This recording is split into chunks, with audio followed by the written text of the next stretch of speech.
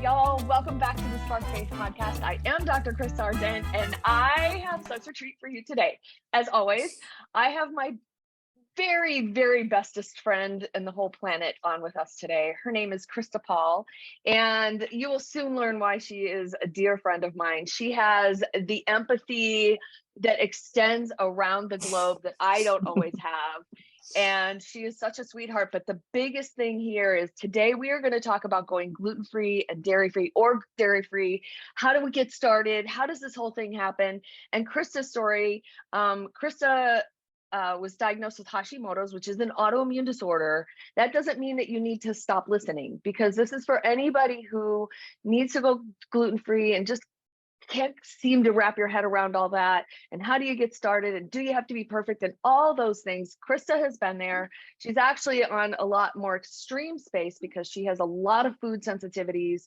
And she's been doing this autoimmune protocol, AIP, for a very, very long time successfully, and has kept her Hashimoto's mostly under control, except for sometimes. So Christa, welcome. Tell us your story. Thanks. I'm so excited to have you on. And this whole podcast was kind of born out of a long conversation that we were having the other day, or not too long ago, maybe last week, right?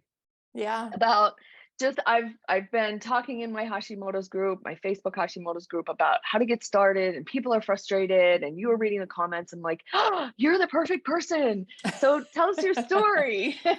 A little bit of your story. Yeah, I read a lot of those comments too, and my heart just really went out to so many of the people that were on there, because I remember the frustration, and I remember the fear, and I remember the struggle. It's so hard to feel bad so much and want to make changes, but there's fear in the changes too, right? So I actually was diagnosed with food allergies about 10 years ago.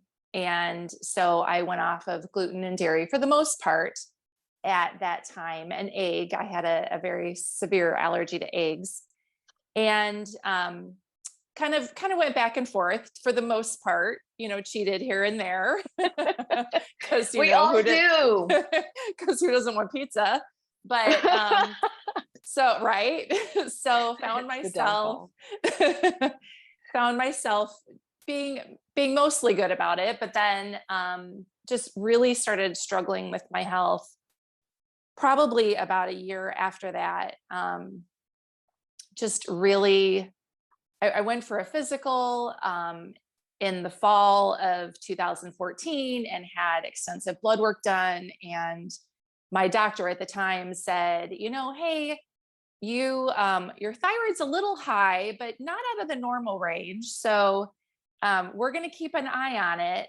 And that was, I think, in September. By May of the following year, I felt like I was losing my mind, just all these crazy symptoms. I wasn't myself. Like, I was being short with my kids, depression, like so many things. And I just felt out of control. So I went back to my doctor and I said, I had done some research on thyroid between those time periods. And she had said that my thyroid was elevated, my TSH. And the thing that I found when I went to her is she immediately went to, even given all of my symptoms, she went to, you're probably suffering from depression. So I think we'll probably need to get you on some medication. And I pushed back and I said, no, I actually have suffered from depression many, many years ago. That's a whole different story. And so I knew that this wasn't depression. I knew it was something different. It felt different, right? It did. It was just so many things there. I mean, if anybody out there is listening and has thyroid issues, you know exactly what I'm talking about. Your thyroid controls so many different aspects of your physical and mental well-being that you just have all these weird symptoms. And I thought I was either losing my mind or a hypochondriac, honestly, because there were so many things. So anyway, I asked her if she would check my thyroid, and she said, yep. And so at that point it was out of their normal range, which I now over know. 5. Yes, which I now know is not my normal range. And so she then did blood work and discovered that I had Hashimoto's. And I have always been somebody who wants to heal my body naturally. My mom and my grandma both live, well, my mom's still alive. My grandmother was 95. Neither one of them ever took medication for anything they didn't need to. So it was my goal to heal my body naturally. So my doctor at that point said, well, you need to go gluten-free, dairy-free, corn, soy, and sugar. Like, just threw that all at me. And since I had already mostly been gluten and dairy-free, it wasn't as overwhelming to me to eliminate those other things. Right. That makes sense. Yeah. And honestly, at that point, and I know you and I have talked about this before, like there's two hearts, right? There's the heart of staying where you're at and living with all of the health things. And there's the heart of making changes and eventually feeling better. And so I was all about the heart of making the changes because I had three kids at home. How old were your kids at that time? So that was 8 years ago. 8 years ago. I had a 19-year-old. I had a son in college. I had a 15-year-old. So my other son was in high school, and then my daughter at the time was 9. Yeah. Okay, y'all. So she's in it. She's in it, just like y'all might be right now. She's in it up to here, being a mom, and you were working too. I was working at our church, which if anybody's ever been in ministry, it's a totally different dynamic. Even though I was in the office 4 days a week, it's not a job that ends when you leave the office. Right. And your planning Sundays. Right. You were planning weddings and funerals and all the pieces that make the church work. She wasn't just an executive assistant, like she was operations extraordinaire. Again, why I love her so much, because I have none of those gifts. Well, I was an administrative assistant, but it being in a smaller church with a small budget, I did do a lot of different roles, and that was, God blessed me in that. Like, it was wonderful, amazing experience. Absolutely. We also at the time were starting to question, my mom was having some issues with repeating stories and forgetting things. And so we were also starting down the path of discovering that my mom had dementia. Yeah. So there was that too. And so my parents lived close by me. And so I was the one who would most often like take them to doctor's appointments and all of that. So there was a ton of stress, and stress is so bad for our bodies. And I didn't, when you're in those seasons of so much going on, I feel like it's so easy just to push through it. And we may be tired, and we may be crying a little bit every single morning or at night when we're going to bed, or waking up in the middle of the night thinking about all the things that need to get done. But stress wreaks havoc on our bodies. And if we don't take the time that we need to take care of ourselves, it gets worse. So, ooh, preach that. All right, right, y'all, you heard it from somebody who's in it and like in it with you. She's been there. I mean, so have I, but hearing it from me is like sometimes hearing stuff from your mom. You don't always listen, right? Right. But hearing it from somebody else, all of a sudden, it has a lot of credibility.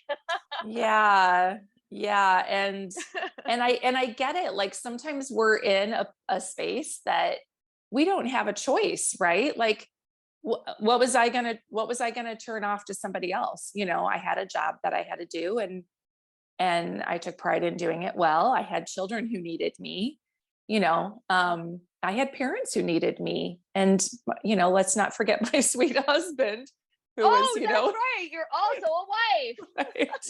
Right. Oh. Yeah. And he's a good one, y'all. He is a good man. I am blessed beyond. Yeah. Yeah. You are. Okay, so that kind of brings us to when you and I met actually in 2015, and you were Yes. looking for just like what's next and what are we doing and all the things. Yep. And so that started you down a little bit different path when we talked a little bit more. So go ahead. Um, so I actually had developed a second autoimmune disease.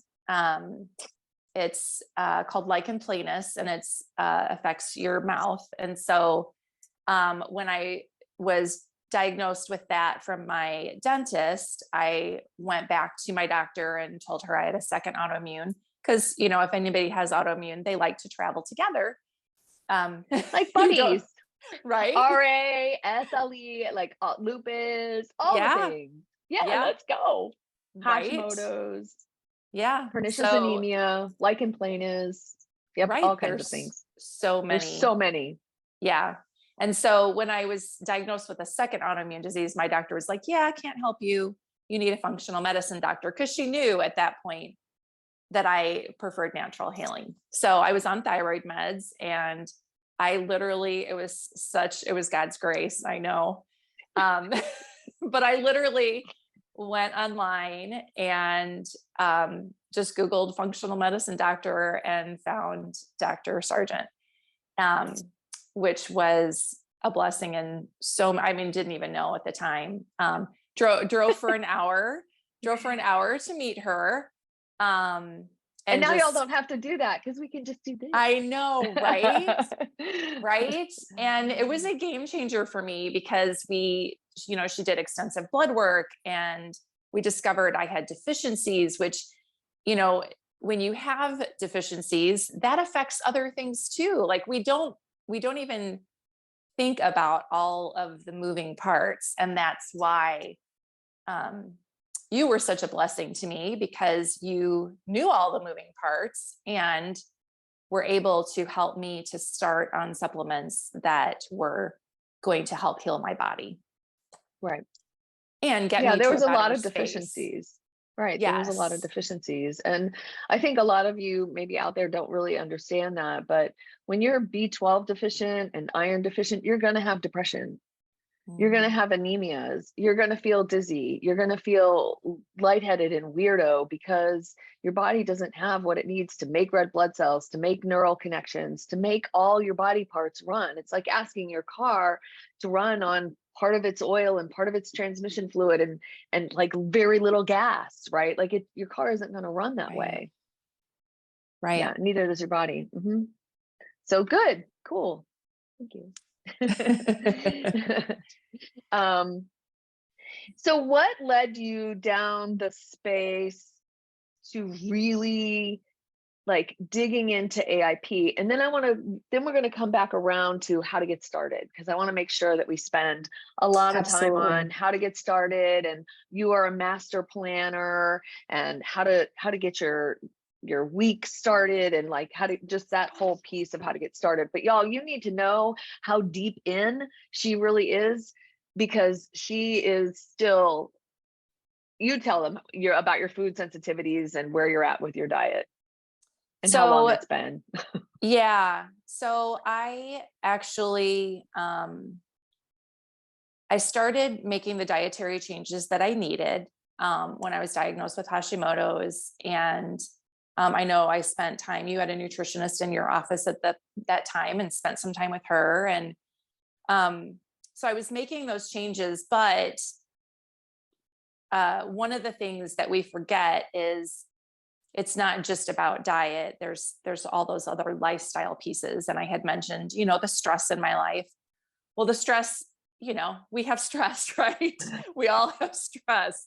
And it's more in different seasons. Well, I proceeded to, like continued to have stress with the diagnosis of my mom, and just trying to process that, and um, got to a place where my thyroid was not well. And because I was ignoring all the other pieces that I really should have been incorporating, I wasn't getting enough sleep, I wasn't resting, I wasn't getting exercise.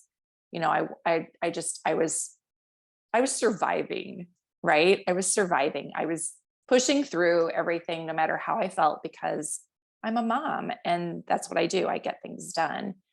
And so my antibodies got crazy out of control. So for those of you non-Hashimoto's people, there's a group of antibodies called TPO, and they're supposed to be below like 6, I think. Mine were 2,900 at that point. So I couldn't walk around the block with my dog without needing a nap. I lived in a 2-story house. I could not get up the stairs in my house without like needing to rest at the top of the stairs. I wasn't sleeping well. The depression was bad. Like just everything was horrible. And I am 53 right now. So I was 45. I had a son who was getting married. Working towards that. I didn't want to be the grandmother someday that couldn't play with her grandkids because my body was out of control. I wasn't willing to sit by and accept that this was my fate, right? That this is where I was going to be, that I was going to be this person that was going to feel horrible all the time and not be able to live my life. Like I wanted to be able to live my life and spend time with my kids. And so anyway, I started researching, and I came across the autoimmune protocol. And so I had already kind of gone paleo at that point, given the foods that I needed to restrict. For and that's Hashimoto's. a great place to start, right? Yes, absolutely. Paleo was actually great on so many different levels, and I know we'll talk about that. Yep, in just a couple minutes. Yeah, but I finally paleo was great, but it just wasn't enough for me in that space, and so I discovered the autoimmune protocol and started eliminating the things that I needed to eliminate, the inflammatory foods, but I also introduced the things that they encourage you to introduce. I started like making sleep and rest. Absolutely. Started making my own bone broth. I started taking collagen every day to help with my joints because my joints were just screaming at me. Started forcing myself to get out for a walk, even if it was that, around the 5 block. minutes, whatever. Right. Whatever I could do. Better than zero. Absolutely. Right. And had to have some really hard conversations with my family and my boss. That's what I want to go. I want to go down that road just a little bit because this is about mindset, y'all. Right. Because all of a sudden I can feel you like wanting to turn off the recording right now. Like I can't, it's too overwhelming. It's too much. I'm never making my own bone broth, right? Like we don't have to do that now because when she was doing this, it wasn't available. So there's a lot of things that you don't have to do now because times have changed. But I also want you to know that it's possible, right? Like you can do these things. You don't have to now, but you can. But you said something the other day and I got like 40 rabbit trails going. Sorry, you know me, you love me anyway. But before we get too far down the road of all the things that you were doing, because she started walking a little bit, she started napping, she started giving herself permission to take care of herself. She did have hard conversations with her husband. She did have hard conversations with her family, and they weren't always lovely. And that's the other hard. So you can go through, and we talked about this a minute ago, and y'all know I say this all the time, like pick your hard, choose your hard. You can stay where you're at and not be able to get up and barely make it off the couch, and you make lunches and you go back to bed and all the things. You can live that way, and that's hard. Or you can have the hard conversations, right, that make us tear up a little bit, that have the hard conversations. Force yourself out the front door to take a 5-minute walk down your driveway to go get your mail and come back and huff and puff and move take just tiny little steps, not looking for that perfect model. And I know that she's a recovering perfectionist, as am I. So like we have been there, we get it. But you said something so beautiful the other day. You said, love yourself enough to give yourself the gift of feeling well. I like that just needs to hang on everybody's wall. So it's love yourself enough to give yourself the gift of feeling well. And that's what you did. You made a decision that you were going to take care of yourself. Absolutely. I did. And you need to understand that wasn't, those of you listening, that wasn't a quick and easy change for me. No, you're talking years and years and years of getting to this place where it just, I knew I had good people speaking truth into my life. Dr. Sargent was one of them. I have an older sister who is fantastic about speaking truth into my life. We need people in our healing. I mean, understand that community is important. Absolutely. We need people who understand how we feel. We need people who can push us to make those hard changes. We need people who will love us enough to encourage us to take care of ourselves. And I get it. Like it feels so honestly icky sometimes as selfish. As a mom to put things aside for our kids. Like we are honestly, right? Our kids are so spoiled. Really? Oh, come on. I just made lunch for my 18-year-old this morning. We're not talking about that. I might have called you out on that. But yeah, it's, it can feel selfish. It can feel wrong in so many ways. But the thing that we need to understand is, just like they tell you, I mean, how many of you have taken a flight somewhere, right? And the stewardess tells you, if you lose, air pressure, the first thing you do is put your mask on yourself, and then you help the person with you, your child or somebody who's not able to. And if we don't take care of ourselves, we can't take care of the people that we love. We can't be there for them. If we're laying on the couch because we're so miserable and we're not willing to make those changes, we're going to miss our kids' lives. Like that was the thing that was that did it for me. Like that was the thing that flipped the switch for you. I don't want to miss my kids' lives. No. And with the, with the age range that I have, my son got married in 2019. My daughter was still young. Like she still needs her mommy. Right. Yeah. I want to be able to do things with her. And so anyway, it's, it can feel foreign, but I'm telling you, the best thing that we can do is love ourselves enough to make the changes. And, we talked about those hard conversations with our family. I had those conversations with my children just as much as I did my husband. My husband, when he saw me in that space, he so supported you. Oh, I know.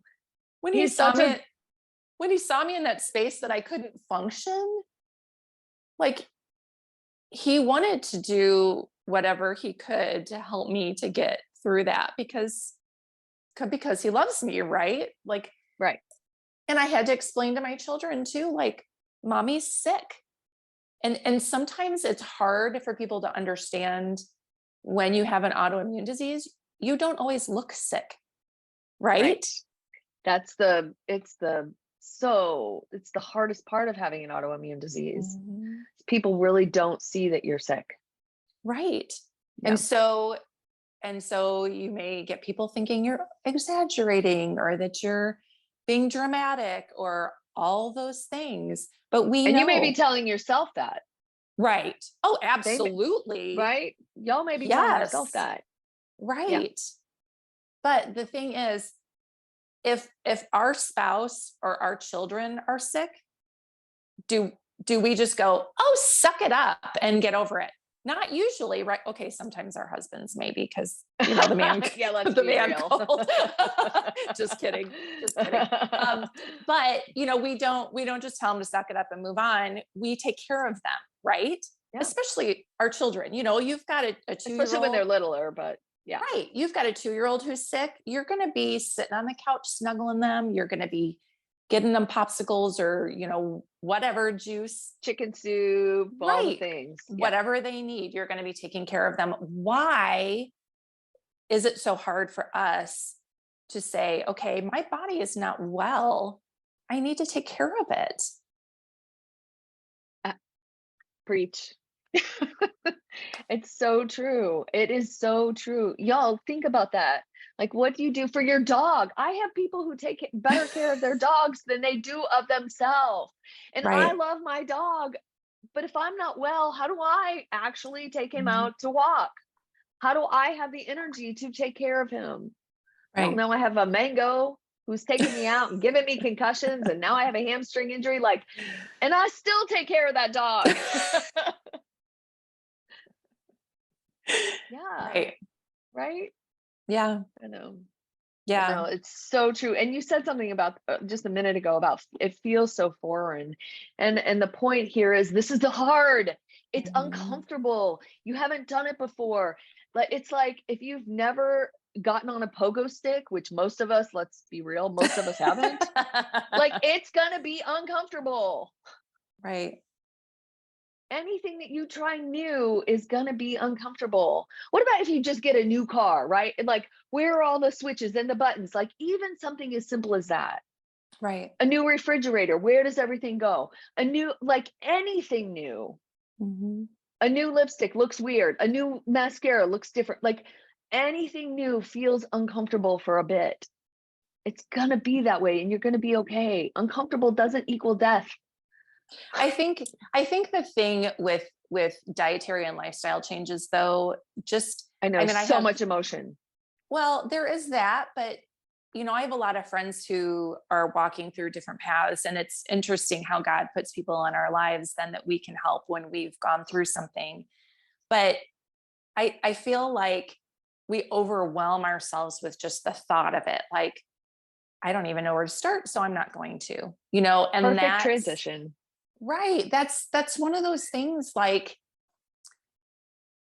instead of overwhelming ourselves and like where to, like, you don't want to go from eating the standard American diet to AIP. It would be You there's can't. no right. It's too much. You're not gonna. Way But too God, much. right. But God brought me there gradually. I started with gluten and dairy free, and then I transitioned to paleo. And then from there, I transitioned to the autoimmune protocol. But when I first started, I again started gluten and dairy free. And that's what I encourage other people to do as well, because like right now, when I went gluten and dairy free 10 years ago, there weren't the options that there are today. Oh no, there was nothing 10 years ago. I think I've been in this Right. space for 30 years, 30 plus years. There was Wow. literally nothing. There was Yeah. in 1992, I remember talking with somebody about going gluten free. There was one bakery in all of Chicagoland. Right now, I live in Wow. Nashville now, but one bakery, and it was up on the North Shore.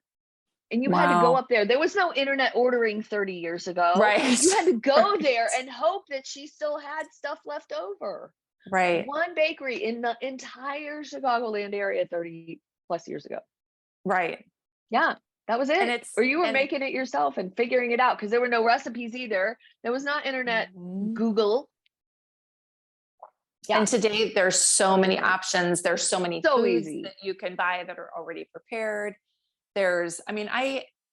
So we've talked about restaurants, and I know on the Facebook, the Hashimoto's group, I read that there's people that are concerned about, how do you eat out?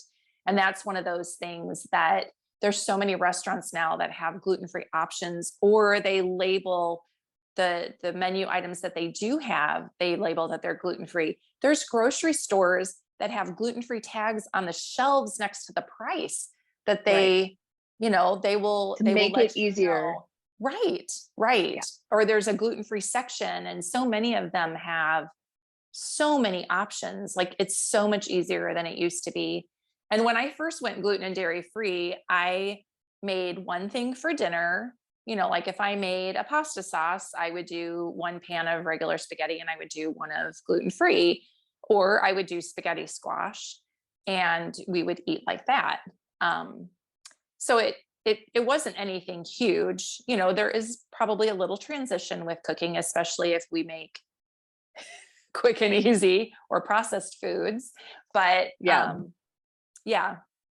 So let's talk about starting, because this Okay. is right up my alley. Like both of our alleys are all about batch cooking. And I assert that if I batch cook my protein, the rest of it's easy. Right. Because it's the protein piece that you get home at 6:30, ladies. The last thing you want to do Yeah. is take frozen chicken that's raw in your freezer out when there's a pizza sitting there that can be ready in 20 minutes. Yep. So batch cooking protein, even if you're single, you can still cook a whole little tray of chicken breasts or chicken tenders, right? Right. I just saw a friend of mine on Facebook had grilled 5 chicken skewers all at one time. She has 5 meals now and she lives alone. So it can be done whether you're doing it for somebody like me. I have an athlete who eats 5,000 calories a day, right? Somebody like you who has a bunch of kids around, like it can be Right. done. It just takes a couple of minutes. Like the last time I grilled steak, it was 5 pounds of steak. I finished it today. Wow. I think I cooked it on Sunday. Wow. So it's been in a glass dish in the fridge. I just take out what I need and push it right back in the fridge. It's been there all week and it's fine. He Yeah. took the last of it today in his lunch, but we're going to talk about that. No, we're not going there. Yeah, batch cooking. So meal planning has been probably the biggest thing for me. And I've actually talked at moms groups about this at church. And because meal planning for some reason can feel a little overwhelming, but That's completely overwhelming. This is where people get right. like they're dropping off right now. Nope, No, I stay don't want with to talk us. about it. Stay with us. It's really I know. easy. So one of the things that I found with the dietary changes is I love food. Like I love to eat and it brings me joy. So, and I love to cook too. So that is a blessing. But I found, especially when my life was busy, that I needed to be prepared because like you said, if I wasn't prepared and didn't do things ahead of time, when I got home from work and I was exhausted, especially when I was not feeling well, the last thing I wanted to do was cook a meal. Right. Right. So I had Mondays off from work. And so I would do meal prep on Mondays. I would, I would always look at my calendar when I sat down to do my grocery list for the week. I would plan what meal we were having, what night. If we had a busy day or a busy evening, I would plan something for the slow cooker or the pressure cooker, something that didn't require as much time. And Sometimes attention. Right. right, Yeah. right. Dump a couple of ingredients in the slow cooker. And I have a beef and broccoli that I make that's phenomenal.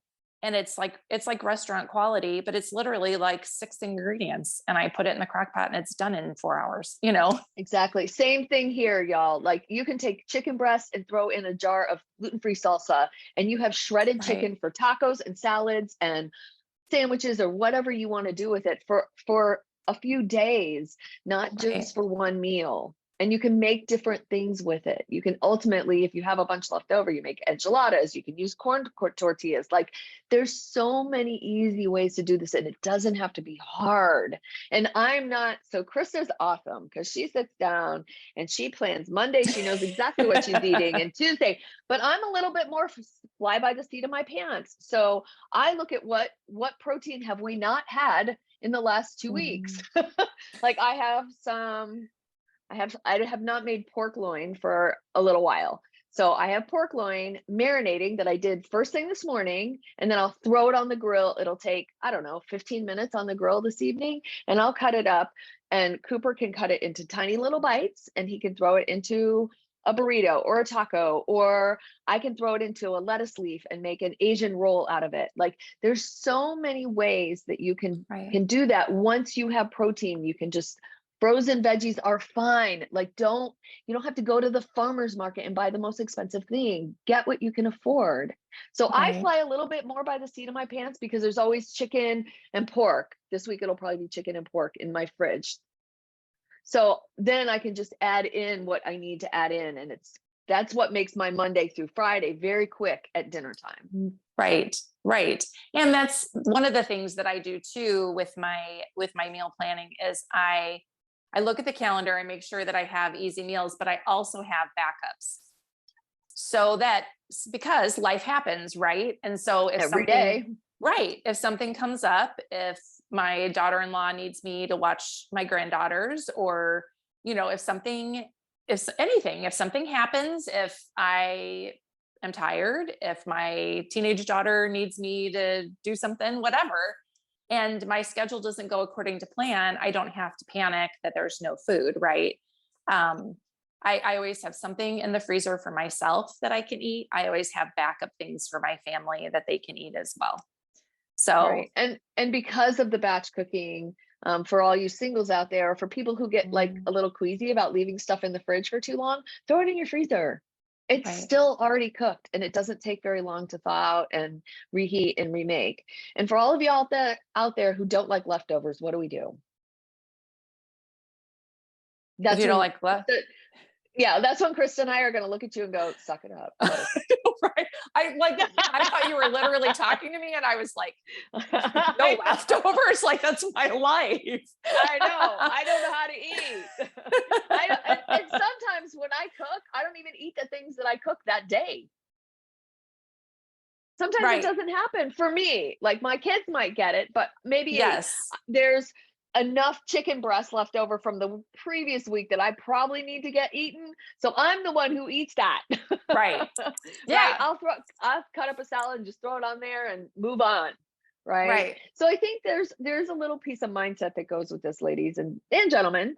But some of it is you kind of have to get over yourself. And this goes back to some of the way we were raised, true, right? Like this is all about our food philosophy, our philosophy about food, and food becoming this emotional tie. Well, I'm an emotional eater.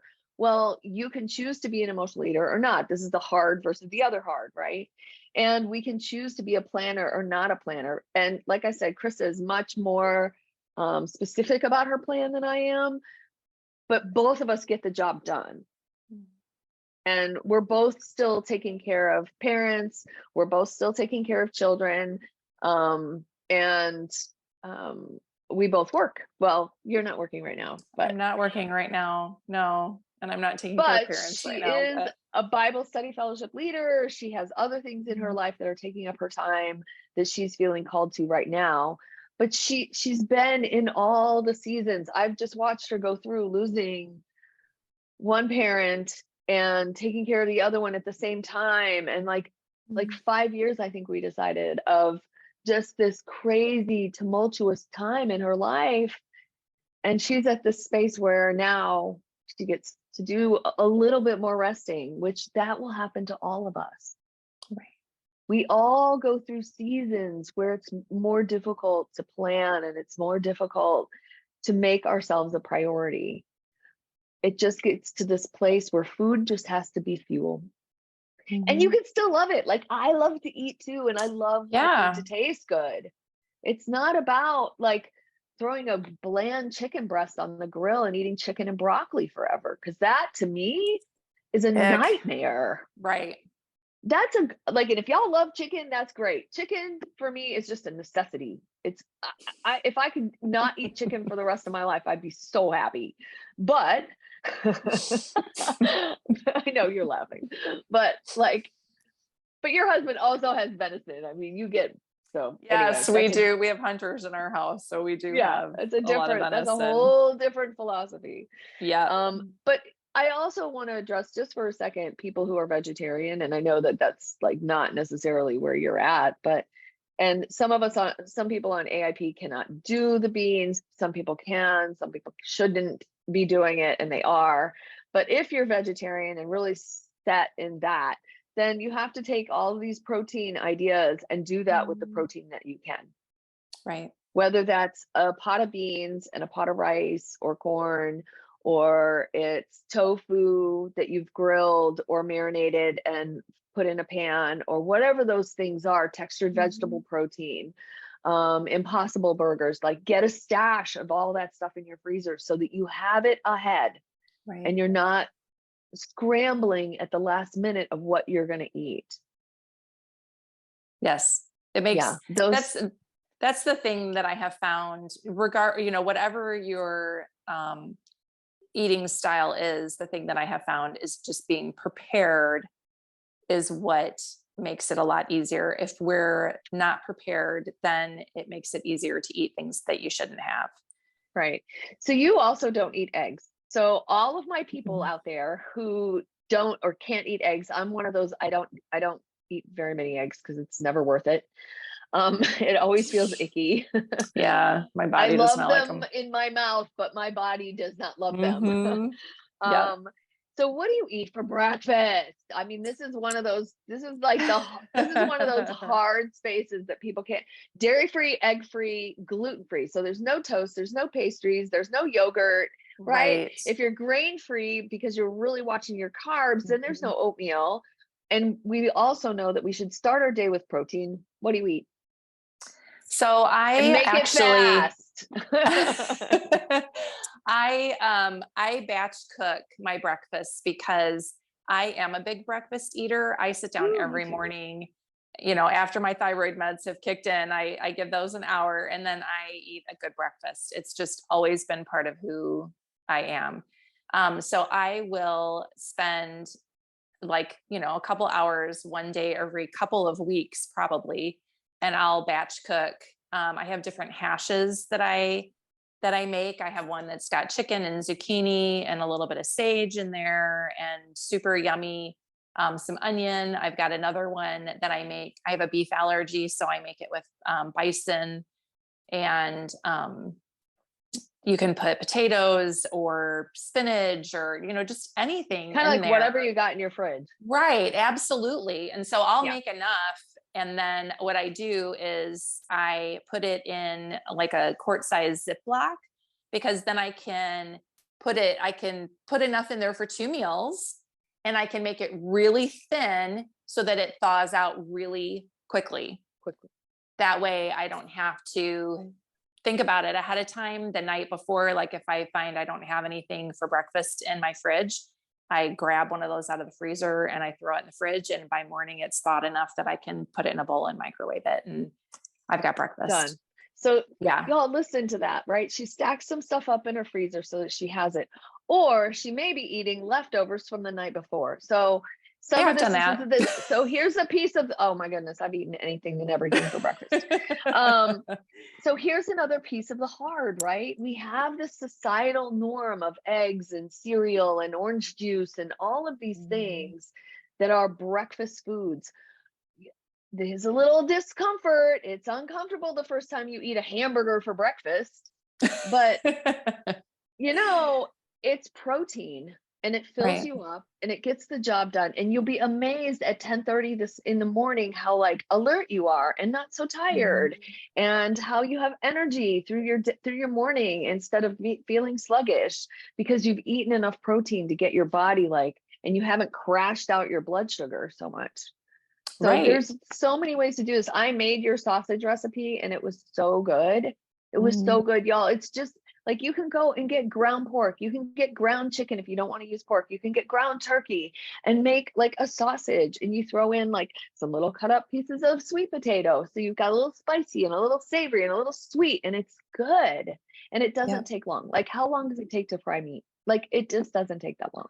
Well, and so what I do is, because I am sugar free because of the autoimmune protocol Really? for the most part. And so you can't find breakfast meat that doesn't have sugar in it. Like you Right. can't, right?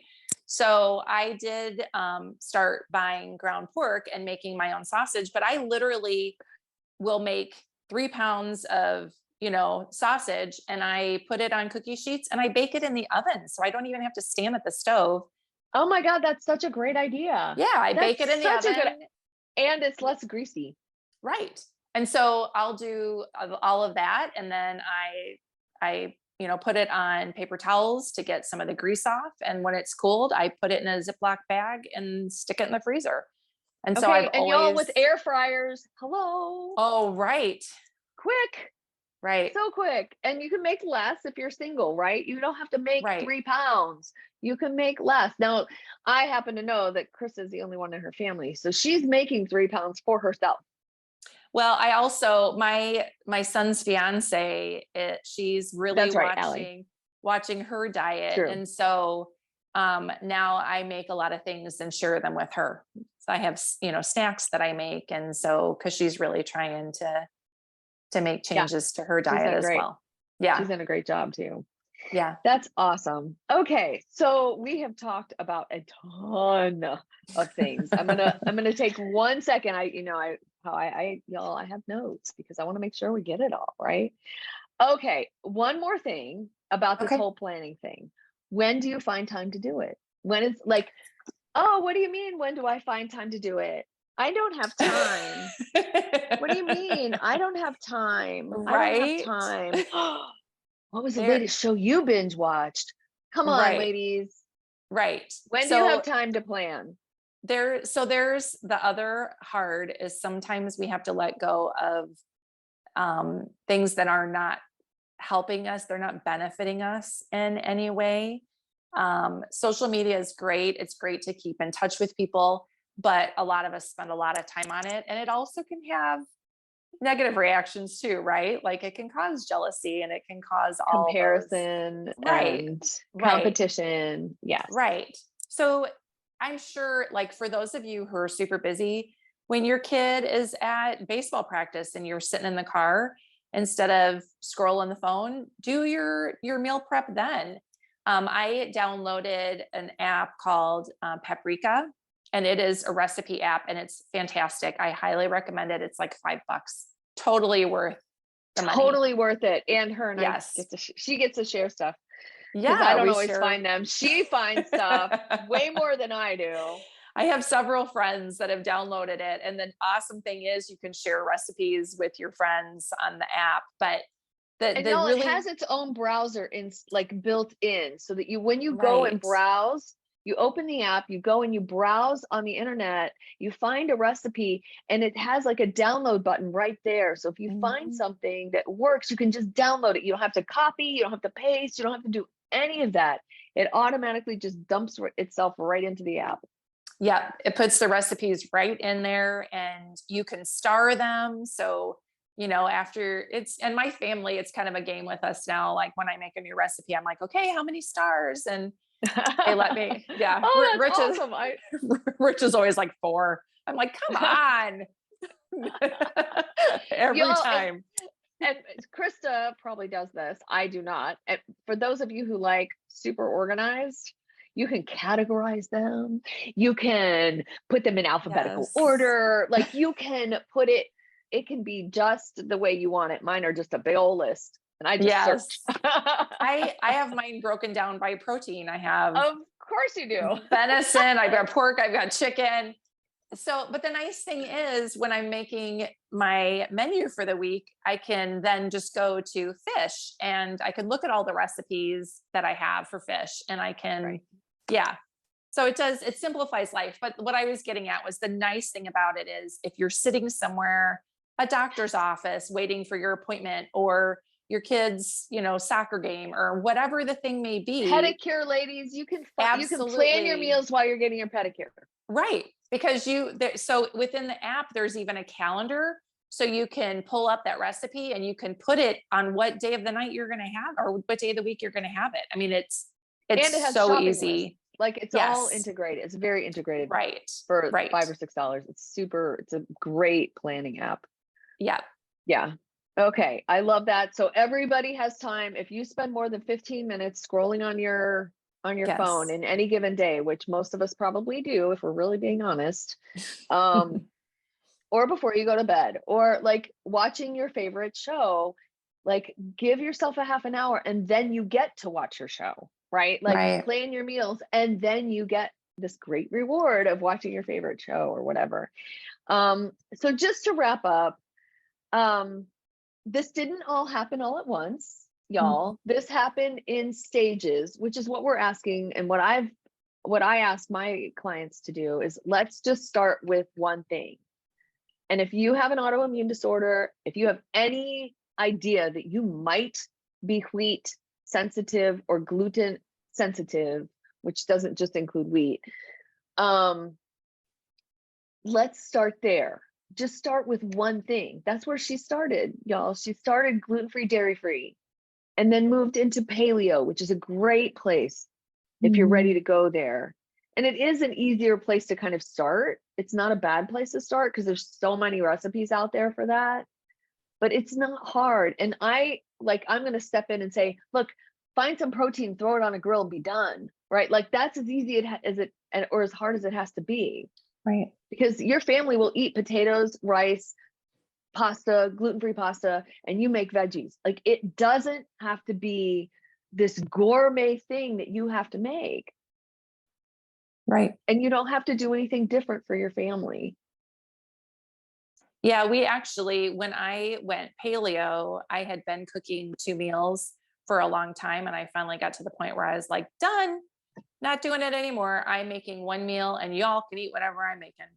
And so they actually, my family loved it because it was all new recipes. We got out of the rut of eating all the stuff that we were.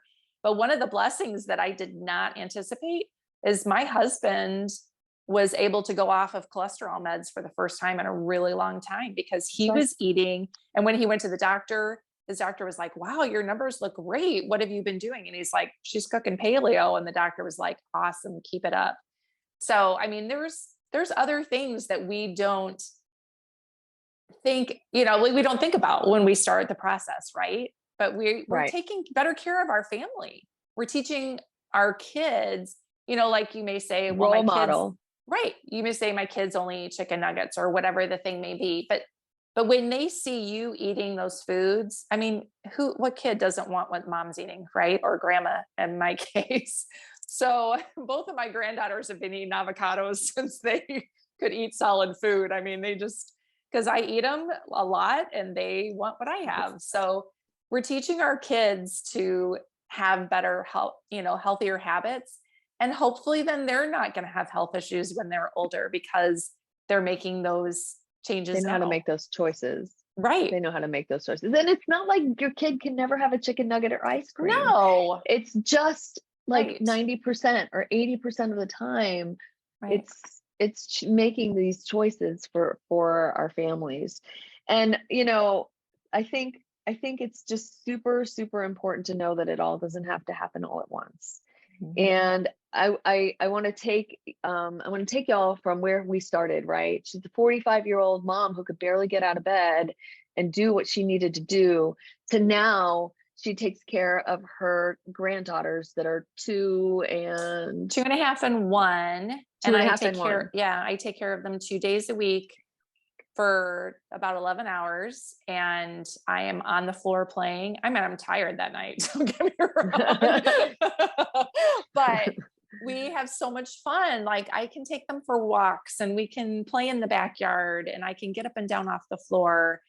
And I'm able to spend time and do fun things with my 17-year-old daughter. And it has changed my life. The autoimmune protocol. And again, that's totally different. That's where you've ended up. Right. That's where I've ended up over the years, but it has changed my life.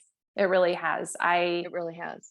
I even just this week, I'm starting to walk again. I've been almost up to 2 miles at a time, which I honestly, even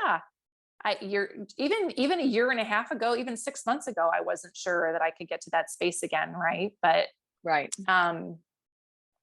yeah, God is good. He's definitely bringing healing to my body, and it's and your whole family and your whole life, really. Yeah, everything feels better. Yeah. All right, y'all. As you can tell, like Christa and I could just sit here and talk all day, because that's what we do, and we can just keep coming up with amazing nuggets because that's how we are. And so I want to encourage each of you. right now. Like, if you have questions, comments, concerns, what other things can we bring to you? I promise you, Christa is going to be back on here and we are going to talk deep into AIP. She's gone down a road that I haven't actually been down completely. And so I just trust her 100%, even to the point where we did not coordinate our blouses today, but we think so much the same. Mine is actually navy blue. I think hers is black. No, mine's blue. Oh, hilarious, but it's not the same blouse. Right. But anyway, so we will bring Christa back on because I think she's such a treasure of like day in, day out, doing the thing. And she's not me in your ear. So thank you so much for spending your time and your morning with me. And I know you have things to do and places to be. So off to the grandkids. And I love you. And thank you so much for being on today. Thanks. Love you too. Bye.